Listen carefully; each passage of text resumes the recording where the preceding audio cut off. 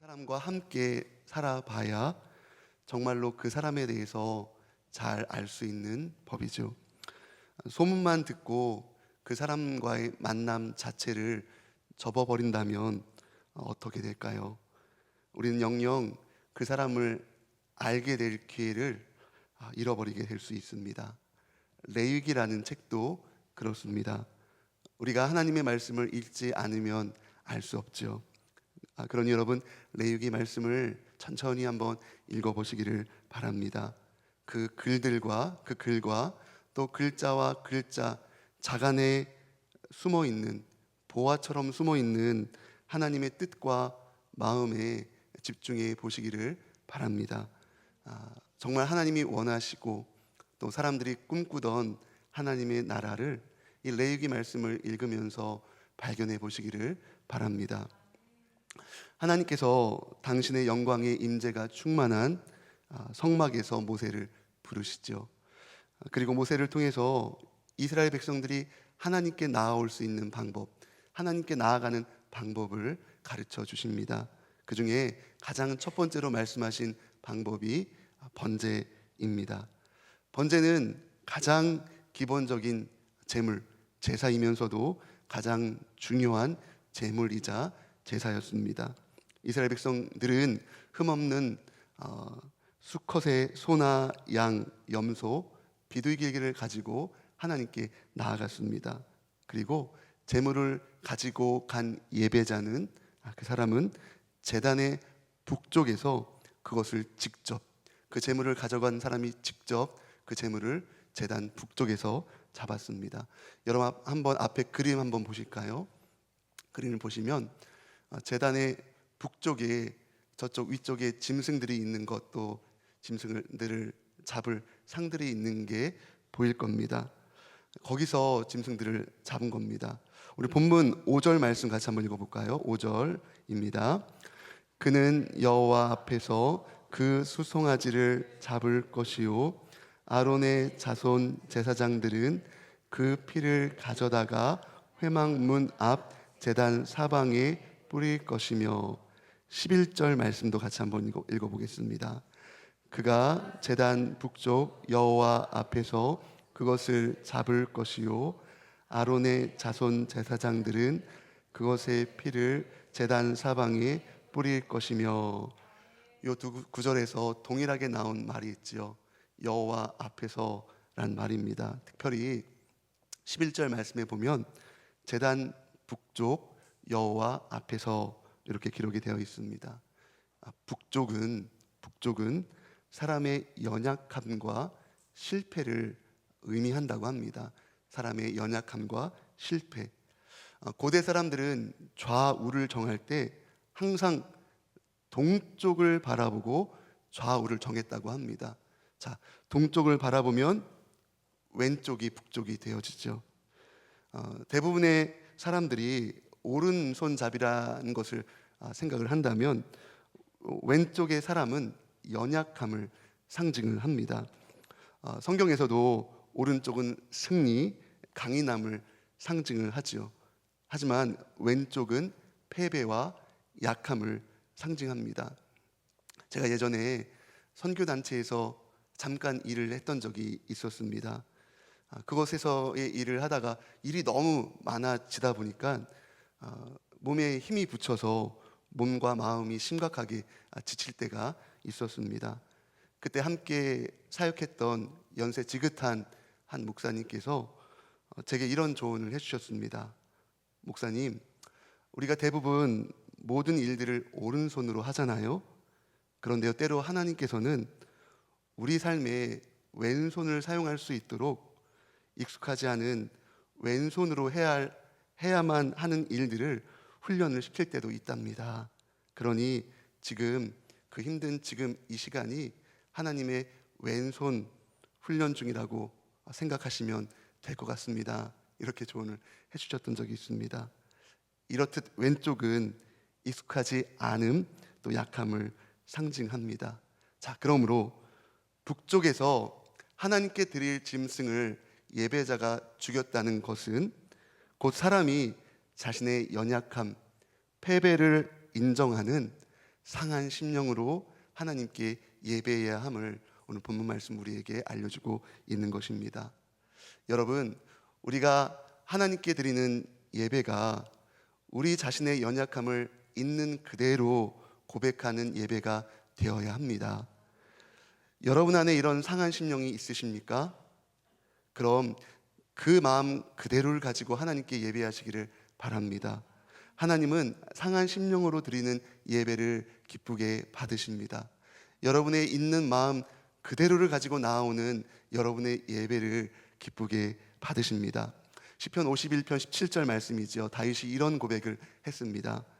하나님께서 바라시는 제사는 상한 마음입니다. 오 하나님, 상처난 가슴과 죄를 뉘우쳐 주님께 고백하는 마음을 주는 경멸하지 않으실 것입니다. 이 시간 여러분의 상한 심령, 상처난 가슴, 깨어진 심령, 찢겨진 심령으로 주님께 나아가십시오. 경외함으로 우리의 유일한 피난처이신 하나님께 나아가십시오. 자, 이처럼 번제는요, 예배자가 하나님께 그의 예배와 탄원에 관심을 가지시기를 갈망하면서 다른 제물을 드리기 전에 제일 먼저 일종의 예배의 신호탄으로 드렸던 제물이 번제였습니다. 다시 말하면 번제는 하나님의 관심을 막 끄는 거예요. 하나님의 관심을 끌어서 하나님께 드릴 예배를 시작하는 제물이 예배가 이 번제였던 겁니다. 그렇습니다, 여러분. 하나님께서 지금 우리를 통해 받으시고 원하시는 예배는 상한 심령, 깨어진 마음, 찢겨진 심령으로 주님을 두려워하는 마음으로 주님, 저에게는 오늘 주님이 더 필요합니다. 그렇게 고백하는 갈망이 있는 예배입니다. 여러분, 우리 교회 주보 주일 예배 순서 위에 어떤 말이 쓰여 있는지 아시죠? 꿇은 무릎으로, 젖은 눈으로, 빈 마음으로 예배 드립시다, 이렇게 적혀 있습니다. 이런 마음으로 드리는 예배이죠. 주님, 저에게 관심 좀 가져주세요. 상처나고 아픈 마음 가지고 지금 제가 주님 앞에 나왔습니다. 제게 주목해 주세요. 주님, 제게는 주님이 더 필요합니다. 이렇게 드리는 예배가 하나님께서 기뻐 받으시는 예배입니다. 다윗이 오벳 에돔의 집에 머물러 있었던 언약궤를 자신이 머물고 있는 성으로 가져올 때 그가 얼마나 기뻐했으면 그렇게 그가 춤추며 뛰며 놀았을까요? 하나님을 그렇게 찬양했을까요? 너무 춤을 과하게 추어서 그의 몸이 드러날 정도였다고 하니까요. 이를 보았던 다윗의 아내였던 미갈은 다윗의 천박한 춤에 그를 업신여겼죠. 근데 다윗은 그것을 신경 쓰지 않았습니다. 사람의 눈치를 바라보지 않았습니다. 그의 관심은 왜냐하면 오롯이 하나님이었기 때문이었습니다. 하나님만이 자신에게 관심을 가져주기를 바랬습니다. 다윗은 자신의 그런 춤추는 모습, 하나님 앞에서의 모습을 업신여겼던 미갈에게 이렇게 이야기합니다. 사무엘하 6장 21절 22절 말씀인데요, 이렇게 말합니다. 다윗이 미갈에게 이르되 이는 여호와 앞에서 한 것이니라. 그가 내 아버지와 그의 온 집을 버리시고 나를 택하사 나를 여호와의 백성 이스라엘의 주권자로 삼으셨으니 내가 여호와 앞에서 뛰놀리라. 내가 이보다 더 낮아져서 스스로 천하게 보일지라도 내가 말한 바 계집종에게는 내가 높임을 받으리라 한지라. 여러분, 다윗의 고백을 보십시오. 자신에게 베푸신 놀라운 은혜, 그 은혜 앞에서 기뻐 뛰며 하나님을 예배하겠다라고 이야기하고 있습니다. 언약궤 앞에서 춤추는 모습보다 더 낮아지고 누군가에게 천하게 보일지라도 그는 하나님 앞에서 전심으로 예배하겠다, 그렇게 이야기하고 있습니다. 여러분, 하나님 앞에서 사람의 눈치 보지 마시고 사람의 관심에 신경 쓰지 마시고 하나님 앞에서 마음의 중심을 다해 예배하시기를 바랍니다. 상한 심령, 깨어진 마음, 찢겨진 심령으로 전심으로 예배합시다. 그래서 주님의 마음을 노아처럼 감동시키는 예배자, 주님의 마음을 흡족해 해드리는 예배자, 주님의 관심을 끄는 예배자 되시길 주님의 이름으로 간절히 축원합니다. 자, 이렇듯 제물은 그것을 가져온 자가 제단 북쪽에서 잡았습니다. 자, 그런데 잡기 전에 제물을 가져온 예배자가 그 짐승의 머리에 먼저 안수를 했습니다. 그리고 그 제물은 그것을 가져온 자가 직접 죽였습니다.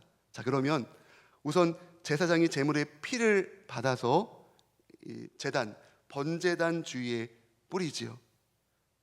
제물을 가져온 사람은 동시에 짐승의 가죽을 벗기고 각을 뜹니다. 제사장들은 제단 위에 불을 피우고 장작을 지피죠. 제사장이 각을 뜬 고기와 머리와 기름을 제단 불타는 장작 위에 버려놓습니다.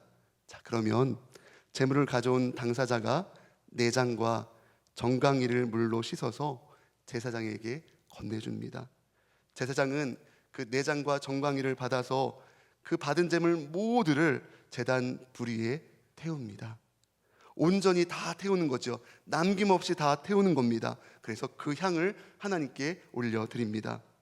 자, 우리는 이런 절차를 통해서 생각할 수 있는 것이 있습니다. 자, 번제를 드리는 절차를 한번 잘 생각해 보세요. 번제를 드리는 주체가 누구인가요? 제사장인가요? 예, 아닙니다. 그 번제를 가져온 당사자, 예배자입니다. 단지 제사장은 그 제물을 가져온 자를 돕는 역할만 하고 있을 뿐입니다. 여러분이 지금 예배를 드리고 있는데 지금 이렇게 드리는 이 예배의 주체자는 여러분이심을 기억하시기를 바랍니다.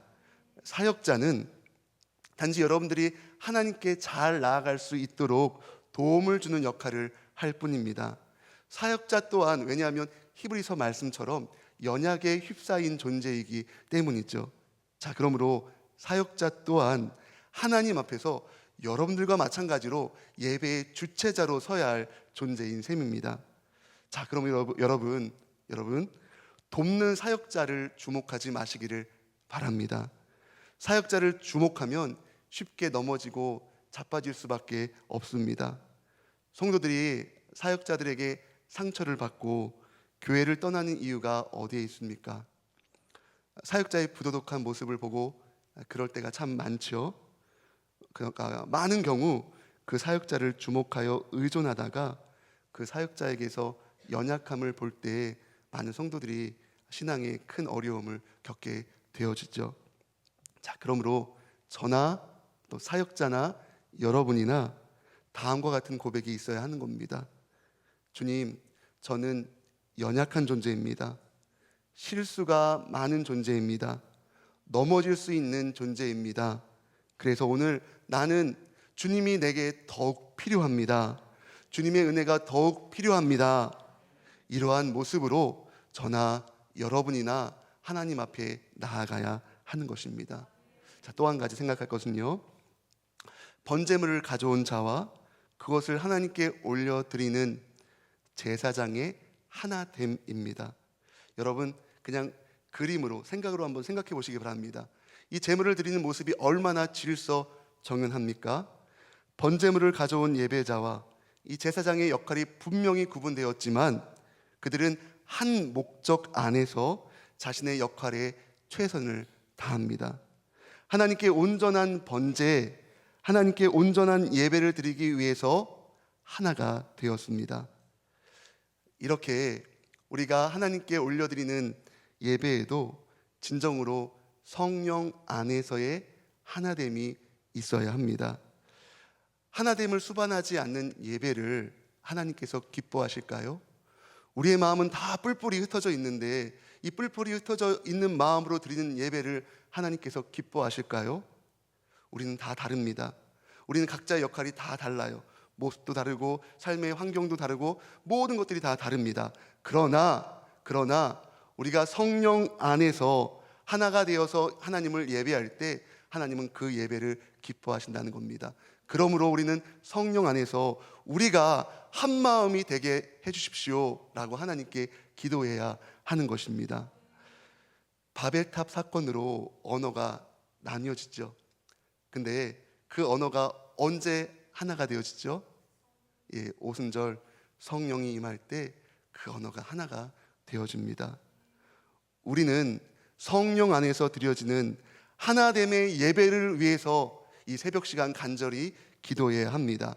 한 마음으로 하나님을 찬송하고 한 마음으로 하나님의 말씀을 듣고 한 마음으로 하나님의 말씀에 아멘으로 화답할 때 그 하나님께 드리는 예배를 하나님께서 얼마나 기뻐하실까요? 그럴 때 우리 가운데 예배의 회복이 있는 거고요. 그럴 때 우리 가운데 예배의 부흥이 있는 것입니다. 어제와 오늘의 말씀을 좀 정리해 보겠습니다. 남은 이제 내일 특별 새벽 기도회 한 번 남았지요. 남은 특별 새벽 기도회와 이어지는 부흥 사경회를 이런 마음으로 준비했으면 좋겠습니다. 이런 마음으로 기대하고 맞이하시기를 바랍니다. 그리고 기도하십시오. 첫 번째, 우리는 우리가 가진 가장 최상의 것으로 하나님을 예배해야 합니다. 준비되고 구별된 마음, 준비되고 구별된 모습. 예배 자리에 나올 때 옷차림부터 깨끗하고 깔끔하게 사람에게 보이는 것이 아니라 하나님께 보이기 위해서, 또 드려질 예물을 미리 준비해서 하나님 앞에 준비된 마음으로, 준비된 모습으로 나아가십시오. 하나님 앞에서 모든 것들이 절제된 마음으로 하나님을 예배하십시오. 두 번째, 상하고 깨지고 찢긴 심령, 준비된 마음으로 하나님을 예배하십시오. 어제 그런 말씀 드렸습니다. Stand out. 하나님 눈에 띄는, 하나님의 관심을 끄는 예배자가 될 수 있도록 예배에 집중하십시오. 세 번째, 우리는 각자가 예배의 객체가 아니라 예배의 주체자로 하나님 앞에서 내가 주님 앞에 홀로 섭니다, 나의 예배를 받아주옵소서, 그런 마음으로 하나님을 예배하십시오. 네 번째, 우리가 간절히 기도할 것은 성령 하나님, 우리가 성령 안에서 하나된 마음으로 살아계신 하나님을 예배하게 하시고 주님께서 주시는 은혜를 충만히 받아 누리게 해주세요. 그렇게 기도하시기를 바랍니다. 이렇게 우리가 드리는 예배를 통해서 우리의 예배는 점점 풍성해질 것입니다. 우리의 가운데 예배는, 예배의 부흥은 일어날 것입니다. 이런 은혜를 경험하는 저와 여러분 모두가 되길 주님의 이름으로 간절히 축원합니다. 기도하겠습니다.